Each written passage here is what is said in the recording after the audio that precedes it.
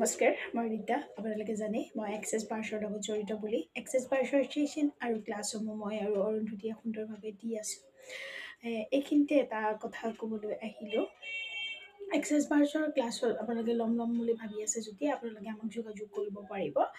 আৰু এটা মনৰ কথা আপোনালোকৰ আগত শ্বেয়াৰ কৰিবলৈ আহিলোঁ। আচলমতে এই কথাটো হয় নে নহয় আপোনালোকে অকণ ভাবি চাব। যেতিয়া কিছু সংখ্যক লোকে ছ'চিয়েল মিডিয়াত কিছু কথা শ্বেয়াৰ কৰে বা কয়, তেওঁলোকে বহুতা দিশলৈ লক্ষ্য ৰখা বহুত জৰুৰী বুলি মই ভাবোঁ।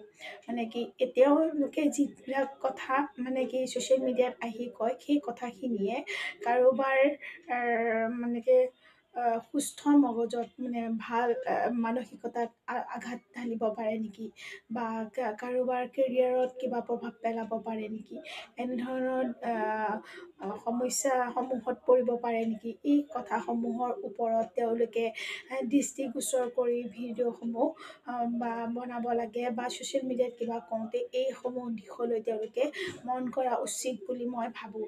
আৰু মই যদি কিবা ভুল কৈছোঁ আপোনালোকেও বিবেচনা কৰি মোক জনাব, হয়নে নহয় কওকচোন বাৰু। কেতিয়াবা কিছুমান এনেধৰণৰ কথা ছ'চিয়েল মিডিয়াত চৰ্চালৈ আহে, যাৰ পৰা কিছু সৰ্বসাধাৰণ লোকৰ ওপৰত কথাবোৰ আহি পৰে আৰু তেওঁলোকৰ মানসপটত আঘাতপ্ৰাপ্ত হয়, তেওঁলোকে মনোকষ্ট পায় আৰু তেওঁলোকৰ কেৰিয়াৰটো প্ৰভাৱ পৰিব পাৰে বুলি মই ভাবোঁ। আৰু সেইকাৰণে মোৰ সন্মুখত কিছু এনেধৰণৰ কথা দৃষ্টিগোচৰ হোৱাৰ বাবে মই আপোনালোকৰ আগত মোৰ মনৰ কথা শ্বেয়াৰ কৰিলোঁ, হয়নে নহয় আপোনালোকে কওকচোন বাৰু। কিছু কথা ব্যক্ত কৰিবলৈ যাওঁতে যেতিয়া কনচেপ্টটো ক্লিয়াৰ নহ'ব, তেতিয়া মানুহৰ মাজত কিছু বিভ্ৰান্তি হয়। মই বাৰে বাৰে কৈছোঁ, মই কাৰোলৈ ভয় নকৰোঁ সঁচা কথা ক'বলৈ হ'লে।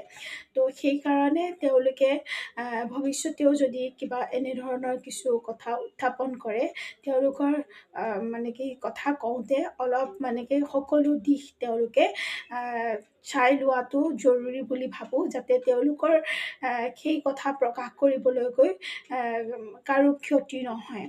আৰু কথাটো যদি গম্ভীৰভাৱে আপোনালোকে বিবেচনা কৰি চাই, হয়তো আপোনালোকে বুজি পাব।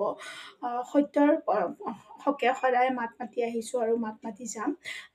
তাৰ বাবে ইউনিভাৰ্ছেও সহায় কৰিব বুলি মই ভাবোঁ। সত্যৰ সদায় জয়, ইউনিভাৰ্ছে সত্যৰ পিনে সদায় মানে কি চাবই আৰু সত্যৰ উন্নতি হ'বই। আৰু ইমান ধুনীয়া সুন্দৰ থেৰাপি এটা আপোনালোকৰ মাজত আহি পৰিছেহি। যিসকলে এক্সেছ বাৰ্ছৰ বিষয়ে গমো পাইছে, তেওঁলোকো বহু লাকি বুলি মই ভাবোঁ। আৰু তেওঁলোকেও লাইফত এক্সেছ বাৰ্ছ পাব আৰু এক্সেছ বাৰ্ছ লৈ আগুৱাই যাব বুলি মই আশা থাকিল।